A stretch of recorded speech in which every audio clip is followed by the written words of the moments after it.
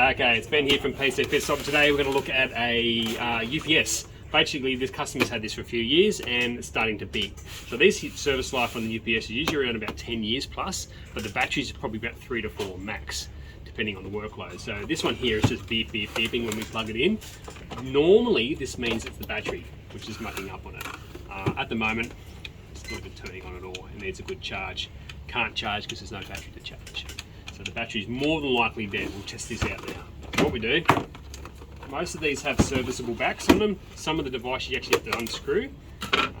We come here with a lead acid battery, which is like this. So we make sure it's unplugged. So the reason I'm making this recording is because we have a lot of these out in the field and we're going to have them scheduled with our clients to get them replaced every 3 years in advance. So part of the job that gets done here is this process. The battery comes out. Some of them have this little clip you've got to come off. That's just because it's the positive and doesn't want to try to get it shorted out. So we can just slip it in there.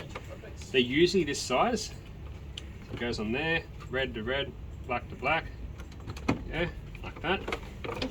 Just plug that in. So it's pretty straightforward stuff. So as long as you're leaving the power unplugged, you're not going to have to worry too much about getting shocked. Don't go sticking your fingers in anything you shouldn't do. Some of these devices you actually have to unscrew and you can see the printed circuit boards and that. If that happens, talk to one of the main engineers here because you could still get zapped by touching a cap or something like that. Alright, so the new battery's now in. Let's plug it in and see how we go. We could still have an issue. We'll see how we go here. That's how you replace that top battery. Straight away, she's online.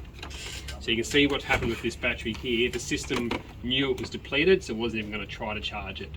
Or it had no charge in this part here. So now what we'll do here, we'll sit this for a good overnight to make sure it's all good, and then test it in the morning, and then contact the client. They're ready to go. There you go.